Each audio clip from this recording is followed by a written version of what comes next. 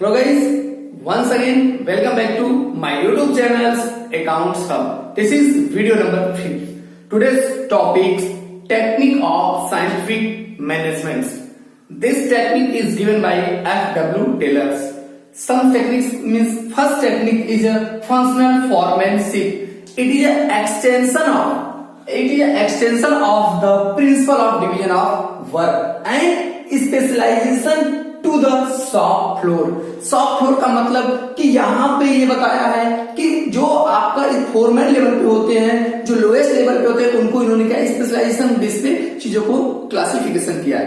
अब देखिए एक चीज मैं बता रहा हूँ, इन अ फैक्ट्री फोरमैन की बात है क्या, फोरमैन के फंक्शन की बात किया गया। किसके फंक्शन? फोरमैन में कौन होता है? Foreman is a lowest ranking manager but highest ranking worker. वर्करों में हाईएस्ट रैंक है बट मैनेजरों में क्या होता है? Lowest manager. तो अभी आप लोगों ने पढ़ा था ना लेवल ऑफ द मैनेजमेंट में, तो उसमें ये क्या होता है? मैनेजर में लोअर बट वर्करों में हाईएस्ट रैंकिंग होती है। तो ये क्या हो सकता है? Managers represent the managerial figure with whom the worker are in face to face connect on a daily basis। Worker को क्या करता है? डेली बेसिस पे फेस टू फेस कनेक्ट का होता है। क्यों? क्योंकि he is the point around who resolve the entire production। और मैंने यहां पे बताया था कि according to Taylor educated that the separation of planning and execution या doing प्लानिंग का मतलब क्या होता है कि जो व्यक्ति क्या करता है, इसमें सेपरेट चीजों को अलग अलग किया है। किसने? टेलर ने बताया कि एक चीज कि एक जो होता है मैनेजर लेवल पे वो क्या करता है? केवल प्लान करता है, बैठ के सोचता रहता है, दिन भर खाता रहता है, उसको अलग पैसा मिलता है। बट एक एक्चुअल उस काम को क्या करता है? इम्प्लीमेंट करता है। ये क्या करता है? ये केवल इंस्ट्रक्शन, जो प्लानर होता है वो इंस्ट्रक्शन देता है, और जो आपका एग्जीक्यूशन या जो भी डूइंग वाला पर्सन होता है, एग्जीक्यूटर फंक्शन करने वाला जो मैनेजर होता है वो क्या करता है कि उनके द्वारा इंस्ट्रक्शन को वो इम्प्लीमेंट कराता है। इम्प्लीमेंट मतलब कि उनको जो उन्हीं के इंस्ट्रक्शन के अकॉर्डिंग वर्क को काम कराता है। तो टेलर ने according to Taylor the separation of planning and education function should not only be excise at a high level. केवल ये हाई लेवल में नहीं होता कि नहीं टॉप लेवल पे, मिडिल लेवल उन्हीं में पास होता नहीं। ये जो मैनेजर का स्किल होता है ये लोअर लेवल में भी होता है, but also at a lower level. For this he introduce functional foremanship. इसी को हम लोग बोल सकते हैं कि जब हम लोगों ने इसको इंट्रोड्यूस कराया तो उसी को हम लोग इसके नाम से जानते हैं, फंक्शनल रिलेशनशिप के नाम से हम जानते हैं। Foreman should have different qualities. Suppose foreman के पास क्या होते हैं? स्किल्स होते हैं, नॉलेज होती है, फिर इंटेलिजेंस होती है, ऑनेस्टी होती है, गुड हेल्थ होता है। उसके अकॉर्डिंग, क्योंकि फॉरमैन का जो सिलेक्शन होता है वो कैसे सिलेक्शन होता है? साइंटिफिकली सिलेक्शन होता है। प्रोसेस से पूरा वो गुजरते हैं, उस प्रोसेस के थ्रू उनका क्या किया जाता है? सिलेक्शन किया जाता है। तो वही यहाँ पे इन्होंने बताया कि उसमें सेपरेट कर दिया गया। उसी के अकॉर्डिंग आगे चल के इन्होंने एक लाइन और भी बोला है। उस लाइन में इन्होंने क्या कहा? उसमें इन्होंने कहा है all qualities are planning and doing functions could not be founded a single person. कि ये सारी प्लानिंग और काम को करने वाला कोई एक ही सिंगल पर्सन फॉरमैन में, ये सिंगल पर्सन में नहीं होता। सब पर्सन अलग अलग होते हैं। सब कोई ऑनेस्ट होगा तो किसी के पास इंटेलिजेंसी ज्यादा होगी, किसी का हेल्थ फर्स्ट में अच्छा रहता होगा। तो हर पर्सन के पास अलग अलग चीजें होती हैं। तो उसी के अकॉर्डिंग तो टेलर प्रपोज्ड 8 स्पेशलाइजेशन। टेलर ने क्या किया? 8 स्पेशलाइजेशन में पूरी फैक्ट्री जो फोरमैनशिप को थो वो किसने पार्ट में डिवाइड कर दिया? 8 पार्ट में डिवाइड किया गया। पहला जो होता है वो क्या है? एक 4 जो हुए वो प्लानिंग इंचार्ज, मतलब जो इंस्ट्रक्शन देने वाले वो अलग बनाए गए, और ये क्या हो गया? वर्क ऑफ द इम्प्लीमेंट करने वाले को 4 को अलग बनाया गया। तो उसको बोला गया कि प्रोडक्शन इंचार्ज। एक हुआ प्लानिंग इंचार्ज। प्लानिंग इंचार्ज मतलब कि planning incharge drop the instructions for the workers, जो वर्कर को इंस्ट्रक्शन प्राप्त करते हैं that is known as a planning incharge, और जो वर्क को इंप्लीमेंट कराया जाता है वर्करों के through that is known as production incharge. उसे हम लोग क्या कहते हैं, प्रोडक्शन इंचार्ज। अब देखिए बेटा कि प्लानिंग इंचार्ज कौन कौन से, पहला इसमें है instruction card clerk. Instruction card clerk, instruction card clerk मतलब plan instruction for the worker. Worker के लिए ये कि पूरा प्लान बनाते हैं कि कौन वर्कर कहाँ रहेगा, किस प्रकार का कौन वर्कर से कौन सा काम करवाया जाएगा, ये पूरा प्लान कौन कराता है, इंस्ट्रक्शन कार्ड क्लर्क में कराया जाता है। दूसरा पॉइंट आता है रूट क्लर्क। रूट क्लर्क का मतलब क्या होता है कि जो स्पेसिफिक डायरेक्शन यहां से मिला रहता है फॉर द प्रोडक्शन, प्रोडक्शन के लिए, कि जो यहां से प्लान किया गया है, इंस्ट्रक्शन दिया गया है, उसमें से एक एक स्पेसिफिक वर्क के अकॉर्डिंग उनको उस का प्रोडक्शन के लिए तैयार किया जाता है वर्कर में। फिर दूसरा होता है time and cost clerk. Time and cost clerk मतलब टाइम शीट और कॉस्ट शीट बनाई जाती है कि किसी प्रोडक्शन को बनने में कितना पैसा लगेगा और कितने पैसे में उसका एक एस्टिमेटेड कॉस्ट शीट क्या होता है, एक एस्टिमेटेड होता है प्रीवियस ईयर के बेस पे कि कितना कॉस्ट लगेगा इसको बन के तैयार होने में और कितना टाइम लगेगा, उसका जो डिसाइड करता है that is known as time and cost clerk. और लास्ट होता है डिसिप्लिनरी। डिसिप्लिनरी मतलब he had maintained the discipline in the whole factory manager. Factory manager एक फैक्ट्री ऑर्गेनाइजेशन में डिसिप्लिन को ये मेंटेन करता है। अब देखिए जो हमारा वर्क ऑफ द इंप्लीमेंटेशन करता है that is known the production incharge. Production incharge हमारा पहला आता है गैंग बॉस। गैंग बॉस मतलब क्या होता है, एलोकेशंस जॉब टू वर्क। वर्करों को जहां से तक केवल प्लान किए, ये वर्करों को क्या करता है, जॉब प्रोवाइड कराता है। उनकी स्किल, उनकी क्वालिटी, उनकी ऑनेस्टी के बेस पे उनको क्या करता है कि जैसे उनकी जिस जगह पे जो लगने वाले रहेंगे वर्कर, उस जगह उनको क्या करता है गैंग बॉस, वहां पे वर्क पे उनको उस जगह पे उनको अपॉइंटमेंट करता है। दूसरा पॉइंट आता है फिर स्पीड क्लर्क। स्पीड क्लर्क क्या करता है, ensure timely completion of the job. कि जो जॉब है यहाँ जो टाइम स्टैंडर्ड टाइम इन्होंने प्लान किया है उसके अकॉर्डिंग यहाँ पे काम कंप्लीट हो पा रहा है कि नहीं स्टैंडर्ड टाइम में, उसी चीज को क्या करता है, इंश्योर कराता है। फिर जो हमारा रिपेयर बॉस है, रिपेयर बॉस क्या करता है, it is insures the machine tools in the factory is well की वर्कर जब उसकी नीड पड़ती है तो वो क्या है, एकदम रेडी है, तैयार है टाइम पे। फिर हमारा जो नेक्स्ट आता है इंस्पेक्टर। हमारा कौन होता है, इंस्पेक्टर। इंस्पेक्टर क्या करता है कि जो responsible for the quality of the product, जो प्रोडक्ट की क्वालिटी को चेक कौन करता है, इंस्पेक्टर। कि जिस क्वालिटी जिस स्टैंडर्ड को यहाँ से इंस्ट्रक्शन मिला था उसी स्टैंडर्ड के अकॉर्डिंग प्रोडक्ट बन रहा है कि नहीं। अब हम लोग आते हैं बेटा सेकंड पॉइंट पे, standardization and simplification of work.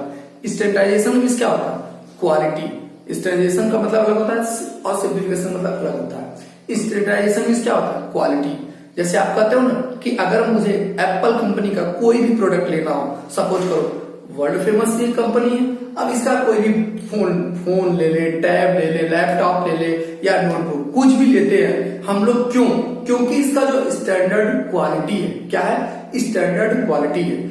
हम लोग जैसे हम लोग जाते हैं पिज्जा खाने, पिज्जा हट में जाते हैं या ऐसी जगह पे हम लोग क्यों जाते हैं, क्योंकि उसका क्या है, एक स्टैंडर्ड क्वालिटी है और क्योंकि उसके अंदर जो आइटम्स, उसके जो वेरियस आइटम होंगे, जो उसके वेरियस इंग्रेडिएंट होते हैं पिज्जा में, कि पिज्जा में वो क्या है, पिज्जा का अगर पिज्जा की बात करें या पिज्जा का कोई भी हट होगा, पिज्जा हट कोई होगा पूरे वर्ल्ड में, तो सब जगह जो पिज्जा मिलेगा उसमें क्या डिफरेंट होगा कि सारी जगह वही क्वालिटी के सारी जगह मिलेगी, सारी जगह सेम क्वालिटी के होंगे। ऐसा क्यों, क्योंकि हर जगह बनाने वाला पर्सन अलग होता है, लेकिन उसमें क्या होता है कि उस जगह पर जो काम करने के लिए पिज्जा जो बनाया जाता है, उस पिज्जा को बनाने के लिए उसमें चीज लगाने के लिए, उसपे इंग्रेडिएंट जितने भी होते हैं सबको लगाने के लिए स्पेशल पर्सन्स रखे जाते हैं जिनके अंदर एक स्पेशल क्वालिटी होती है, उसको स्पेशल एक ट्रेनिंग दी जाती है, जो ट्रेनिंग और क्वालिटी देके उनको रखा जाता है, केवल एक ट्रेंड पर्सन से ही कराया जाता है, उसी को हम लोग बोलते हैं सिंप्लीफिकेशन वर्क को, और जो उसको क्वालिटी को मेंटेन करके रखा जाता है सारी जगहों पे, उसी को हम लोग बोलते हैं standardisation.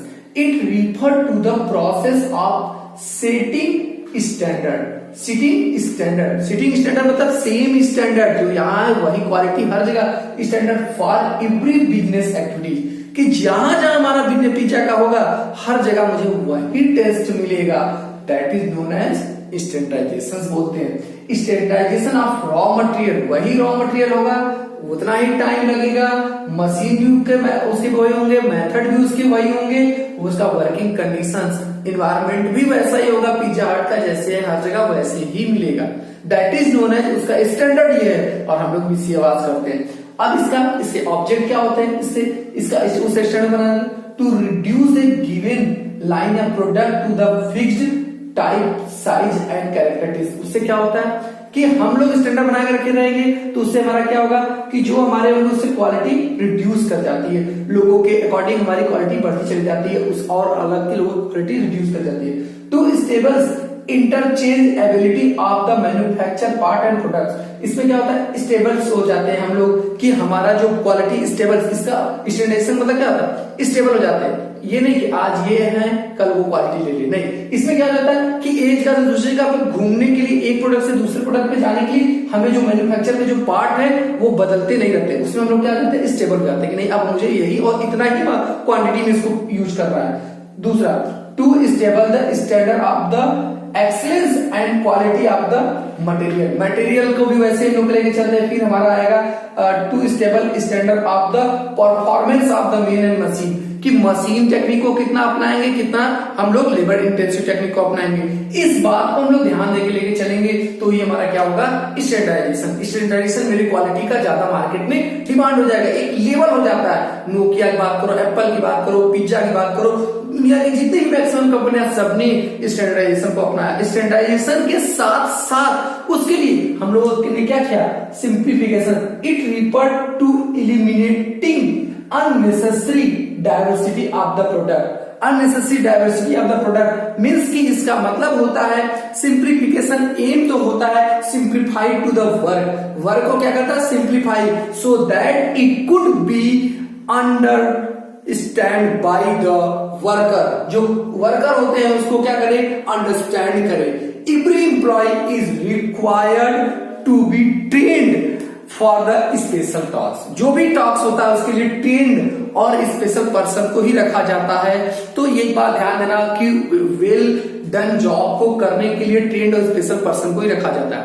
Simplification is necessary, simplification is necessary for the standardization, क्योंकि वेल डन वेल ट्रेंड लोग रहेंगे तभी तो उसी चीज का यूज करेंगे, इसलिए क्या होता है नेसेसरी होता है।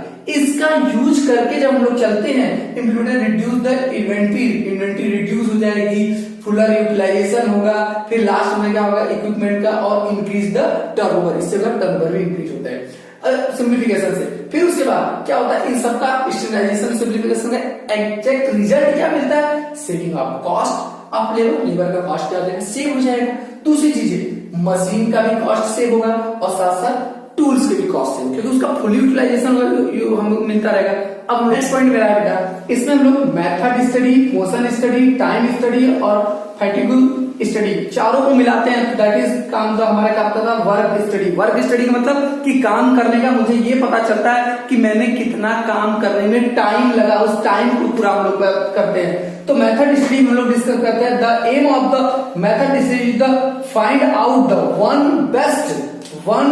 Best way of the doing the job. Method study का मेन होता है क्योंकि there are various method of doing the job, various method of doing the job in the society में बहुत सारे वेरियस मेथड होते हैं, बट हमको उनमें से कोई एक ही मेथड को लेकर चलना हो और मेथड को सिलेक्शन करने से पहले हमको क्या सोचना चाहिए, मेरा एक ही ऑब्जेक्ट होना चाहिए कि minimize the cost, maximization the quality और तीसरा क्या था satisfaction of the customer. Just like अभी आप एक एग्जांपल सोच सकते हो बैंक का एटीएम मशीन। जब एटीएम मशीन नहीं था तो उस कंडीशन में हम लोग क्या करते थे बैंक में जाते थे, लाइन में लगते थे, 4-5 पैसा निकालने वाले लोग बैठे रहते थे, जाके लाइन में लगते थे तो निकलता था।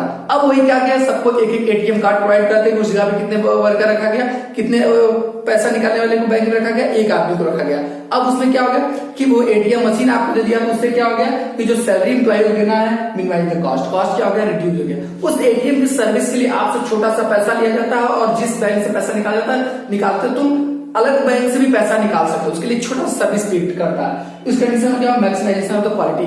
अब बैंक के पास क्वालिटी भी आ गई, एटीएम कार्ड आपको प्रोवाइड कर रहा है कि एसबीआई का हो चाहे बैंक ऑफ बड़ौदा का हो, इलाहाबाद किसी भी बैंक से भी पैसा आप निकाल सकते हो। तीसरा satisfaction of the customer, customer ज्यादा सेटिस्फाइड हुए क्योंकि वो दिल्ली में है, अगर उनका बैंक इंडिया में है, अगर वो कहीं भी ओवरऑल वर्ल्ड है तो पैसे क्या कर सकते हैं, विथड्रॉ कर सकते थे। सो तो मोशन स्टडी का one of the best of the doing the job करने का एक बेस्ट तरीका ढूंढा जाता है, वो इन तीनों में से एक है, जैसे एग्जांपल मैंने एटीएम का बताया। नेक्स्ट हम लोग बात करते हैं बेटा मोशन स्टडी। मोशन स्टडी क्या होता है, it refer to the study of the movement. Movement मतलब कि जो वर्कर होता है, जो काम करने का वर्कर होता है, वर्कर की मूवमेंट की पे यहाँ ध्यान दिया जाता है। वर्कर की मूवमेंट की बात करते हैं, उसकी lifting, putting the object, sitting and changing the position. इन सब चीजों के बारे में हम लोग बात डिस्कस करते हैं कि पुटिंग करना, सिटिंग करना और चेंजिंग द पोजीशन। इस सब की चीज के बारे में हम लोग स्टडी करते हैं डूइंग द जॉब। जॉब करने के समय वो क्या करता है, कितना यहाँ से उठता है, जाता है, क्या करता है, कैसे जाता है, उसी सब चीज के बारे में हम लोग स्टडी करते हैं। तो इसमें जैसे जस्ट लाइक एक एग्जांपल,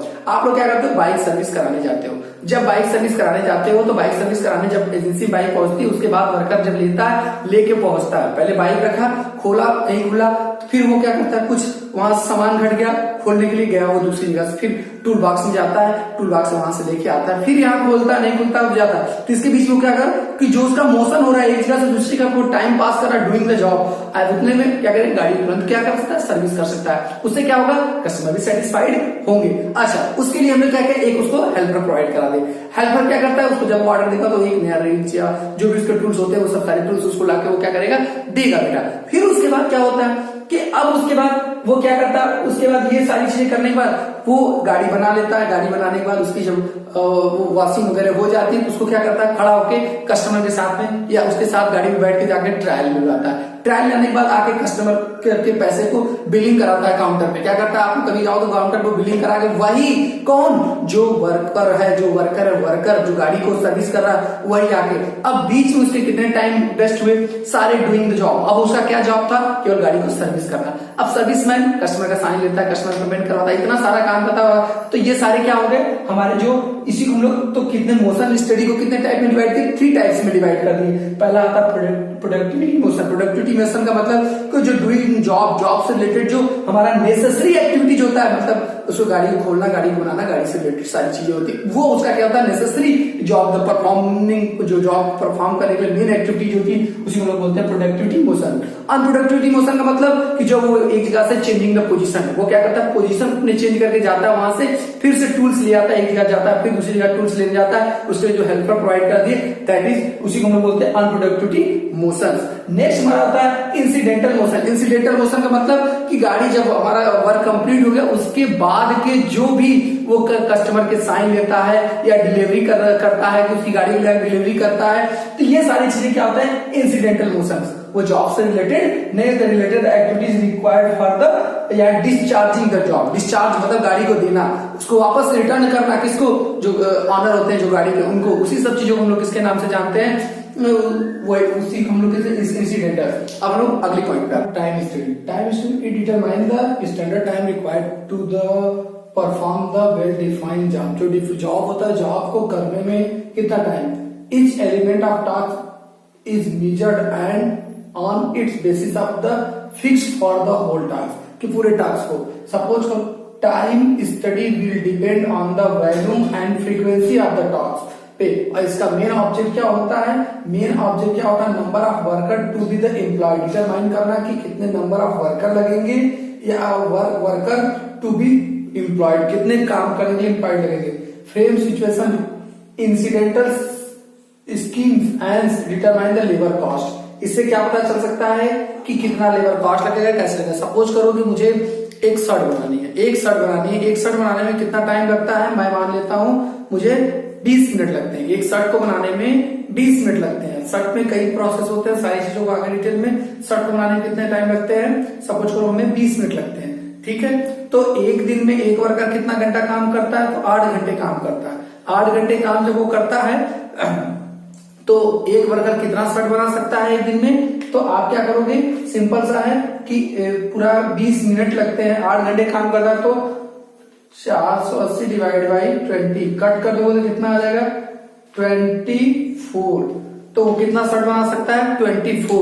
अगर सपोज करो आपको ऑर्डर है 240 शर्ट का पर डे आपको कितना चाहिए, 240 शर्ट चाहिए। कितने शर्ट चाहिए, 240 शर्ट चाहिए, तो अब इसमें कितने लेबर को आपको रखनी पड़ेगी, तो पता चलेगा एक लेबर 24 शर्ट बनाता तो कितने लेबर की नीड पड़ेगी, 24 लेबर की। और एक लेबर को अगर आप मान लेते हो देते हो एवरी डे का 200 रुपीज, तो कितना आपको टोटल कॉस्ट देना पड़ेगा, कितना, तो 10 इंटू 200 2000 पर डे आपको का कॉस्ट आएगा जो लेबर को पेड करना है। क्लियर? तो इससे आप क्या निकाल सकते हो, टाइम स्टडी मतलब यही होता है कितने टाइम लगेंगे, एक एम्प्लॉय कितना शर्ट बना सकता है, इन सब के बारे में टाइम स्टडी में हम लोग स्टडी करते हैं।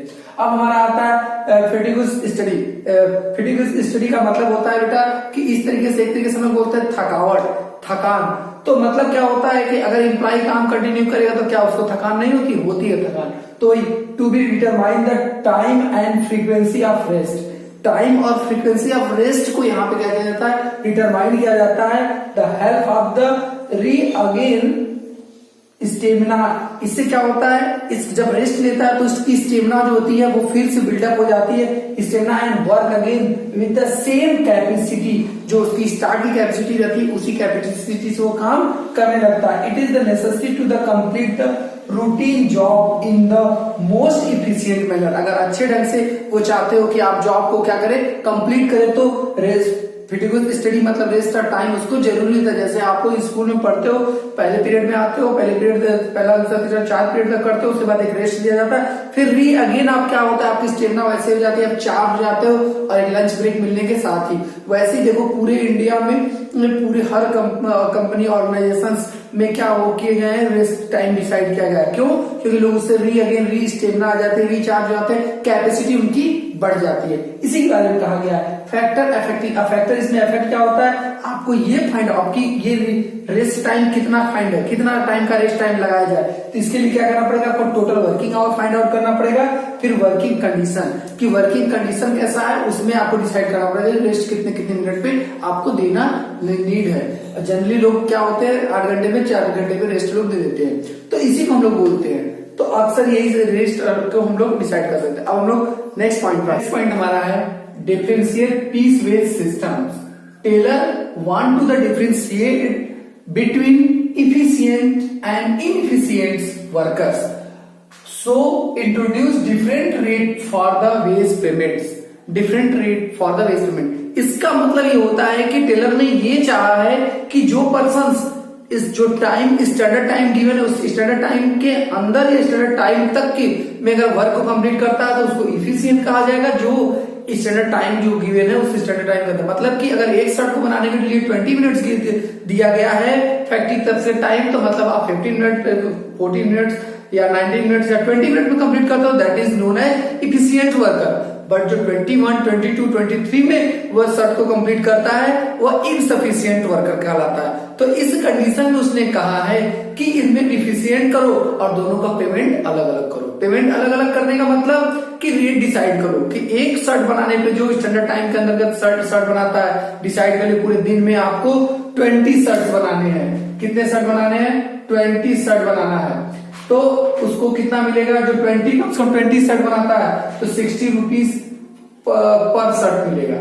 बट जो बिलो 20 बनाएगा तो उसको 50 रुपीज पर शर्ट। तो मान लो मिस्टर ए है और मिस्टर बी। मिस्टर ए ने 22 शर्ट बनाया 60 के हिसाब से, तो उसको कितना पैसा मिलेगा? कितना डिफरेंस हो जाएगा बेटा? यहाँ पे 0 से इससे कर लो 0, 6 to 12, 6 to 12 13 इतना पाएगा। बट मिस्टर बी जो है वो कितना बनाया शर्ट? वो मिस्टर बी जो ये 20 शर्ट बनाया, ये मिस्टर बी मात्र 15 शर्ट बनाते हैं। तो 15 इंटू 50 कर दोगे कितना अंतर हो जाएगा? 15 इंटू 15 से भी और 20 मत रखो, यहाँ 15 कर लो तो कितना अंतर हो जाएगा? 75। यहाँ पे 75। इतना डिफरेंस इसके बीच में कितना आया? इसके बीच में डिफरेंस का अमाउंट कितना है? माइनस करोगे 0, यहाँ पे 12 5 जाएगा 7, फिर यहाँ पे 3 आपका 12 में से 7 जाएगा 5, मतलब इतने का डिफरेंस हुआ मात्र 5 शर्ट में। अगर देखा जाए तो 5 शर्ट इंटू अगर हम लोग कर दे 5 शर्ट इंटू 50 का कितना डिफरेंस हो रहा है? 250। लेकिन डिफरेंस कितना आ गया? इतने का। क्यों? क्योंकि वेज रेट इसको क्या मिल गया?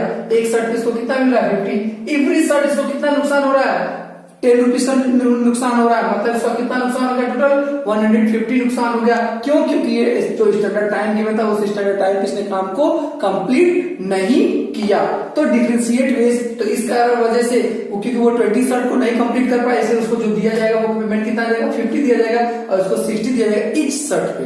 अगर कोई 90 भी मान लो मिस्टर बी 90 भी करता तो भी 90 पे कंडीशन में कितना उसको पैसा दिया जाता, 50 दिया जाता, पर 20 और 20 से अबव करने वाले को कितना दिया जाएगा, 60 रुपीज पर शर्ट दिया जाएगा। क्लियर? तो इसलिए उनके रिम्यूनरेशन में डिफरेंशिएट किया गया पेमेंट करने में। और आप लोग जानते थे टेलर का ही एक था प्रिंसिपल, उसका नाम था रेम्यूनरेशन, जो एक प्रिंसिपल था उसी को हम लोग बेस पे इसको भी हम लोग रेम्यूनरेशन ऑफ द पर्सनल्स, आप लोगों ने पढ़ा था रेम्यूनरेशन ऑफ पर्सनल, उसी एप्लीकेशन जो साइंटिफिक मैनेजमेंट में इन्होंने इंश्योर किया था उसी प्रॉपर एप्लीकेशंस को यहाँ पे इन्होंने एक टेक्निक ये दिया है। सो बेटा, तो आज ये था, आप लोगों ने पढ़ा टेलर की टेक्निक के बारे में, मैंने पूरा आप लोगों को डिफाइन किया, पूरा बताया। और ज्यादा से ज्यादा अच्छे डीप से हमारे नोट्स को प्राप्त करने के लिए आप लोग हमारे अकाउंट्स हब चैनल्स को सब्सक्राइब करें और उस पे पीडीएफ फॉर्म में हम आपको अब पूरे क्लास के नोट्स को प्रोवाइड करा देंगे। तो बेटा बस आज इतना ही, आप हमारे चैनल्स को सब्सक्राइब करें, वीडियो को लाइक करें। Bye bye.